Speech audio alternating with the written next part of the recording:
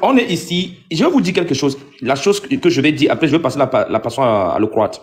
Ouais. Vous savez, Cabrel Nandjip était un homme des réseaux sociaux. Je pense que s'il y a un homme qui a une chaîne de télé aujourd'hui et qu'il n'est plus, cette chaîne de télé va faire le deuil de la personne à matin, midi et soir et ne va que parler de la personne.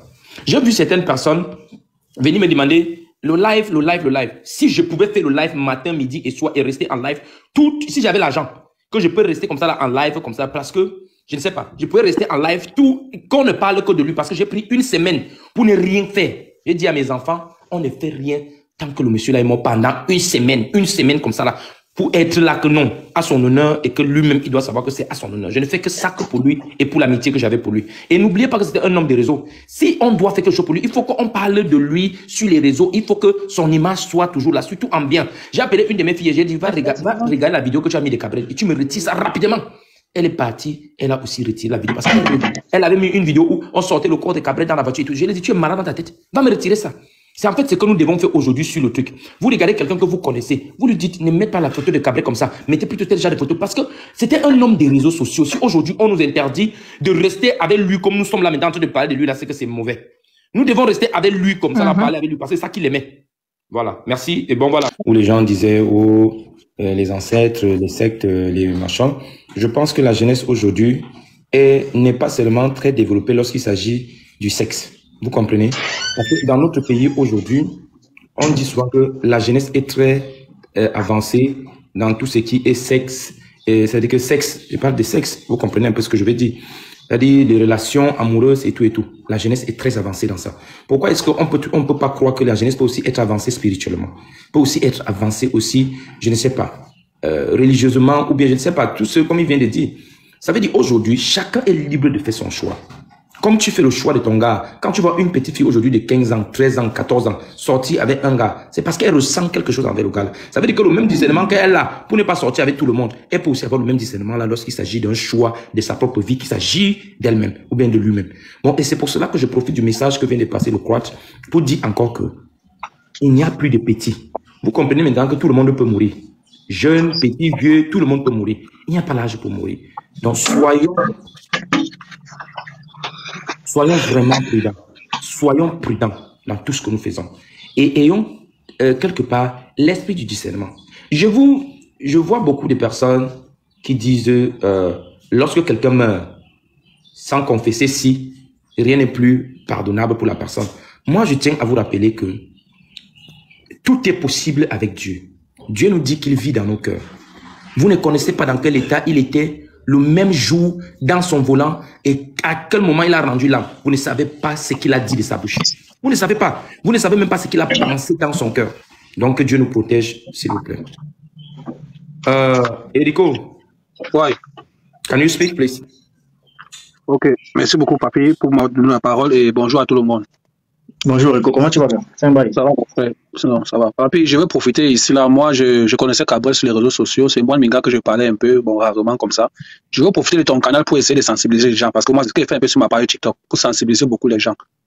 Et nous sommes tous jeunes. Moi, aujourd'hui, avant de dire que peut-être je suis vieux, parce que quand je vois mon âme, moi, je me dis que je suis vieux, pour sensibiliser les jeunes qui n'écoutent pas.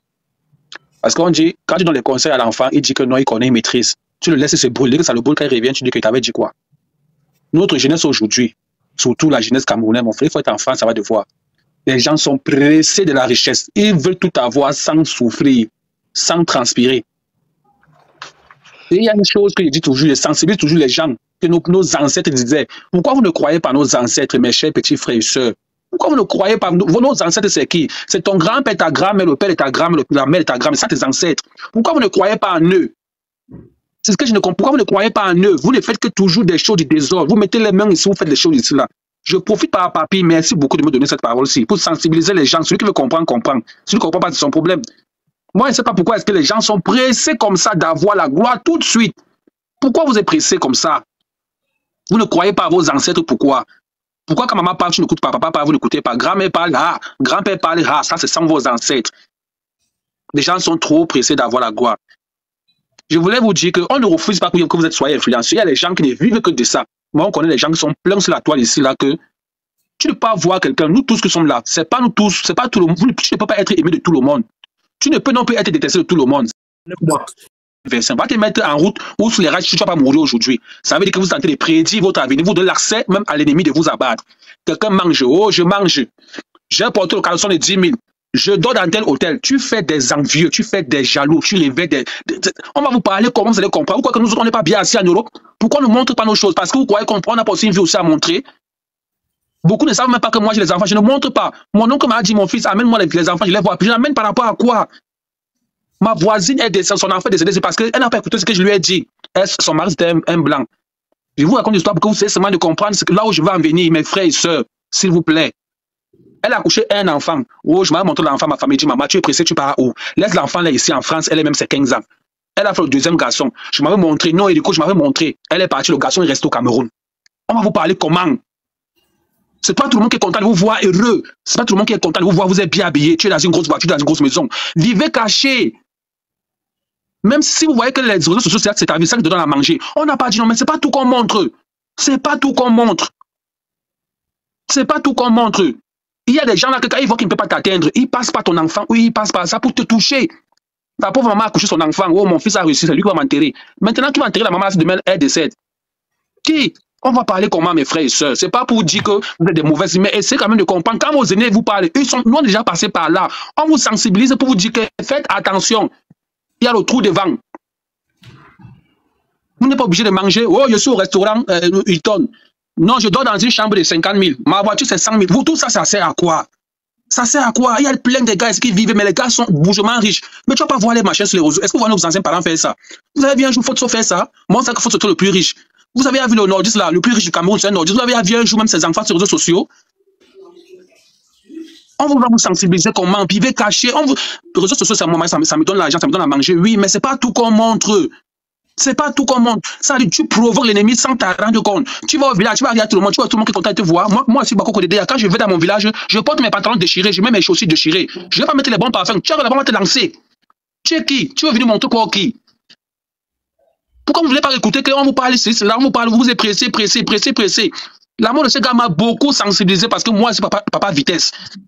Comme je suis une grosse voiture, tu peux ma voiture, elle est grosse, papa vitesse. Quand le gars a dit, hey, si demain je te suis là, mes enfants vont rester avec qui? Déjà que je suis là, mes enfants, mes frères sont là, il n'y a pas quelqu'un qui dit qu'à mes enfants les voient. Si je décède, mes enfants vont rester avec qui?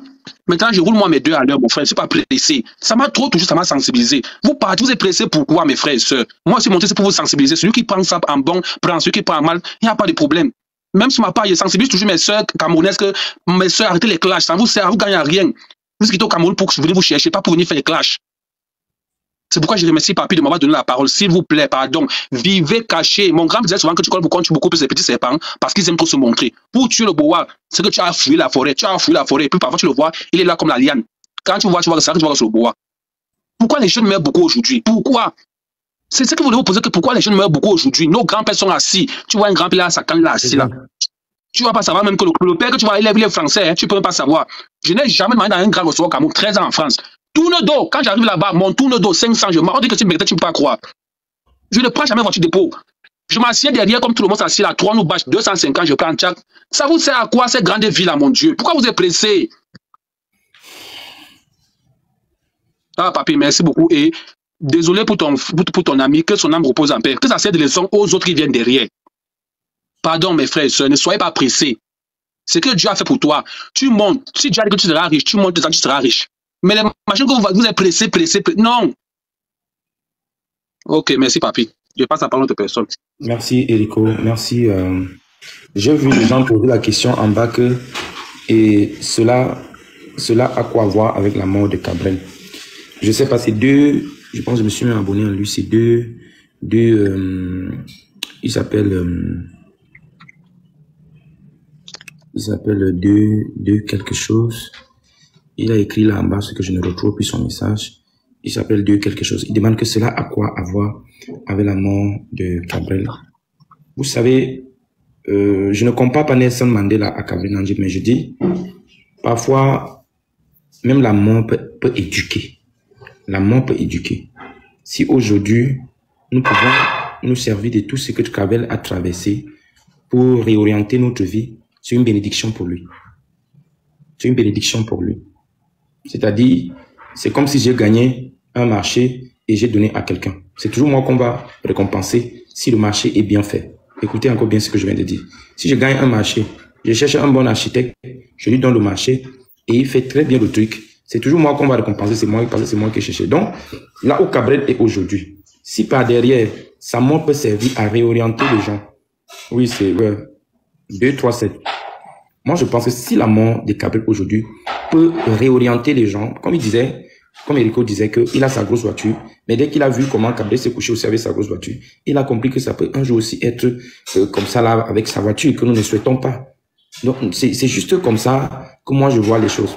La vie de Cabrel aujourd'hui les gens doivent à chaque moment se lever et dire, ceci m'a enseigné ceci, l'autre m'a enseigné ceci, ce côté de lui m'a enseigné ceci, son côté tel m'a enseigné ceci, son côté ceci m'a enseigné ceci. En fait, c'est de ça qu'il est question. Et je suis fier qu'il y ait des gens qui commencent déjà à comprendre un peu le sens de ce live-ci. Donc, il a fallu la mort de Cabrel pour vous conscientiser. Il faut toujours quelque chose, Élise, je sais pas si c'est Ali, ou bien c'est, je sais pas. Il faut toujours quelque chose pour s'inspirer de quelque chose. Tu peux même être prostituée. Une prostituée meurt à côté de toi, tu vois de quoi elle est morte et tu décides de te réorienter. Est-ce que ce n'est que elle qui te disait que tu étais prostituée? Est-ce que tu attendais sa mort pour changer de vie? Tu n'attendais pas sa mort. Mais sa mort te parle. Parce que tu vois qu'elle traverse les mêmes trucs que toi. Quand tu viens parler comme ça, je suis dépassé. Je suis dépassé. Il y a parfois les gens, on dit souvent en anglais que, Mamie Hero peut me corriger si je suis en train de faire une erreur. On dit souvent en anglais que this thing speak rather than what, you understand? Action speak faster than what. Tu comprends un peu? Action speak. Tu comprends? Par moment, tu refuses de corriger ta propre vie. Tu refuses de corriger ta propre vie. Mais quand tu vois comment ce que tu fais, comment ça se termine avec les autres, tu commences à dire, tu commences à prendre peur. Comment tu peux demander que donc tu attendais la vie de Cabrel pour changer? C'est juste les mots comme ça qu'on envoie pour se faire remarquer, mais dommage. C'est pas vraiment cool. On se sert tous de quelque chose. Vous comprenez? On se sert tous de quelque chose. Donc, Xavi. Oui. Action speaks louder than words. Merci Lydienne. Action speaks louder than words. Ça, c'est ça. Ça, c'est ça. Voilà. Xavi, s'il te plaît, tu peux me dire quelque chose. Tu voulais dire quelque chose. Oui, bonjour à tous en fait. Mais sauf que je interpelle mes frères camerounais, ne faisons pas de la situation de deuil de Cabrel Nandi, parce que loin de là, il y a, on appelle comment celle qui est décédée, l'autre, l'influenceuse là qui est décédée avant Cabrel, hein, on appelle comment là, Madame Cooper. Cette situation, elle était pas publique. Vous n'allez pas me dire que personne, vous n'allez pas pris des semaines ou des jours. Le but ici, je dis encore, des gens qui font les lives à toi à travers sur le deuil de Cabrel, moi je pense qu'à un moment donné, il faut qu'on se dise la vérité, on est tous hypocrites, et beaucoup le font dans l'hypocrisie. Dire que ouais, ils veulent compatir à la mort de Cabrel au fond, alors que de son vivant, personne ne le calculait. J'ai dit qu'il y a encore personne, je ne suis pas en train de viser qui de droit, vous êtes libre de faire ce que vous voulez. La preuve, il y a une note qui est sortie sur le fait que les gens doivent arrêter de faire des propagandes sur son deuil et tout, mais ça avait raison. De son vivant, il avait beaucoup d'ennemis, il avait beaucoup de personnes, y compris peut-être, il ne faut pas confondre entre celui qui ne s'entend pas avec Cabrel et celui qui est ennemi à Cabrel, parce qu'il y a des gens qui vont prendre ça pour dire que c'est parce que je parle, non, j'avais des problèmes avec lui, rien à foutre. Juste que je suis vexé du point, moi-même qui suis peut-être un partisan de Cabrel depuis la nuit des temps, je n'ai pas encore fait de post sur lui, je n'ai encore rien fait, c'est pas parce que je ne peux pas m'empêcher, mais sauf que les gens font ça pour s'attirer soit des vues, des lives, et moi je refuse. Moi je trouve que c'est même un odeur, c'est pas bon. Si les gens veulent faire des témoignages comme vous le dites, allez peut-être pour voir sa maman comme d'autres le font en silence. Faites des témoignages en silence, c'est pas toujours en public qu'on fait des bons actes. Il y a des actes qu'on n'a pas besoin de faire en public ou en live. Moi j'ai vu le live de celle-là qui soi-disant dit être son ex-copine. Moi je trouve que normalement si on est en public, il y a des gens qui sont publics auparavant, qui étaient des hommes publics auparavant, qui ont perdu des ex-chers qui étaient aussi des hommes publics, mais qui n'ont jamais pleuré en live. Pourquoi aujourd'hui chacun veut montrer que je compatis au deuil en faisant des lives? Ce n'est pas ça, ce n'est pas ça. Ce n'est pas de ça qu'on appelle faire un témoignage à quelqu'un ou peut-être aimer quelqu'un, non. Parce que moi, j'aurais aimé que de son vivant, de la même façon que vous le pleurez aujourd'hui de son vivant, que vous l'aimez comme ça. Mais il y avait peu. Ils sont peu aujourd'hui. Je compte chacun des gars qui sont en train de faire, qui sont influenceurs là. Je compte, si on veut voir le nombre de posts même qu'ils ont fait de Cabrel, quand Cabrel faisait ses sorties des musiques et autres, ils étaient peu. Mais aujourd'hui, il faut les voir. Cabrel par-ci, Cabrel par-là. Il est mort. Après, chacun veut vouloir dire ce qu'il pense, mais alors que personne au fond ne connaît la vraie raison. D'autres, je vois des gens qui racontent des choses sur lui, des trucs qui montent à dormir debout. Mais à un moment donné, vous voulez aller où? Internet est venu tuer tout le monde avec l'histoire que tout le monde peut dire sur n'importe qui, tirer sur n'importe qui. Moi, aujourd'hui, je ne peux pas me permettre de parler de Papy si aujourd'hui, mais je cause avec Papy, s'il y a moyen. Si toi, moi, je dis, je ne vais pas venir faire un gros live parce que je connaissais, si je fais mon témoin, c'est sur mon statut, peut-être comme je l'ai fait avec Gabriel. J'ai parlé de lui, j'ai fait quelques petits posts sur mon statut privé WhatsApp. Je n'étais pas obligé de le faire sur Facebook. Pour parler et peut-être attirer l'attention de certains et autres. Et je me suis arrêté là. C'est pas pourtant pour dire qu'on est obligé de faire comme moi. Mais sauf qu'à un moment donné, au moins que la majorité des gens qui font les TikTok, les lives sur Gabriel ou sur le deuil de Gabriel, c'est pour s'attirer profil. Et ça, c'est de l'hypocrisie en fait. Donc c'est ça que je voulais dire en fait. Mais tu sais d'abord que l'hypocrisie, permettez-moi un peu de parler, pardon, permettez-moi un peu de parler d'abord. Oui, juste une seconde, juste te parler. Il dit l'hypocrisie d'abord, c'est l'ADN du réseau social. Donc, il ne faut pas essayer de te focaliser là-dessus. C'est tout ce que je vais te dire. Donc, sur les réseaux, chacun veut se faire voir en fait. C'est un peu l'ADN du réseau. Vas-y, papier. Bon, voilà. Moi, déjà, je connais très bien mon frère Chris Beam. Et voilà, moi, je pense que sur toute la ligne, il a raison. Sur toute la ligne, il a raison.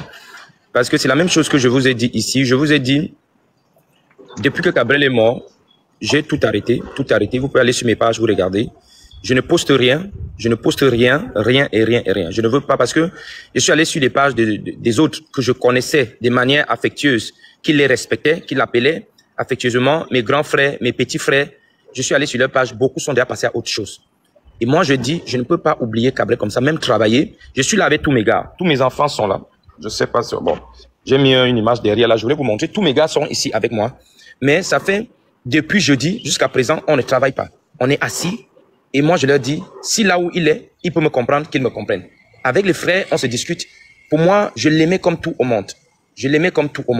Maintenant, on avait eu un problème bien après, que Chris B connaît très bien. J'ai pas voulu afficher ça. Je n'ai pas voulu que les gens parlent de ça. Je connaissais presque les mêmes gens que lui-même il connaissait. Il y avait beaucoup qui étaient prêts aussi à me défendre. Mais moi, je ne voulais pas que ça aille sur les réseaux.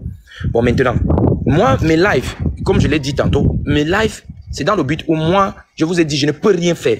Je ne peux pas bouger. Je ne peux même pas travailler, que non, je vais travailler et publier après. Comme vous me comprenez là. Moi, ça fait quand je reste là comme ça, là, je dis, bon, mieux je lance mon live, je reste là. Après, l'histoire là vient me retrouver. Vous comprenez? Après, l'histoire là vient me retrouver. La photo arrière que vous voyez là, c'est parce que quand on a d'abord demandé que là où nous étions en noir, c'était pourquoi? J'ai sorti la photo là pour leur expliquer que la photo, nous sommes en noir, nous sommes sur l'escalier. L'escalier, c'est même un endroit où on vend les chaises, on vend les lits, on vend les choses et tout et tout. C'était juste un endroit qu'on avait même demandé à la personne, c'est à Aquanon, pour juste faire une petite photo. Je ne vois pas pourquoi ça doit créer des polémiques et tout et tout. Et moi, quand je viens dans mon live, c'est les gens qui viennent parler de Gabriel. Et moi, je dis, la seule chose que nous devons faire, c'est quoi? C'est surtout parler en bien, même si on avait un problème avec lui, que nous soyons polis, mais si ce n'est que ce qui me concerne, je ne peux plus jamais parler quelque chose puisqu'il n'est pas là pour venir se défendre. Ce que j'avais dit de son vivant, ça reste. Quand il est mort, quand je suis arrivé, son grand frère, il y a un de ses grands frères que je connaissais très bien, il m'a dit, papi, il y a certains que je ne vois pas ici, mais tu vois ici, je suis très surpris. Est-ce que vous avez vu une vidéo de moi où j'ai posté une vidéo où j'étais à son deuil, j'étais à son ceci? Non, je ne fais pas ça. Moi, ça ne me ressemble pas.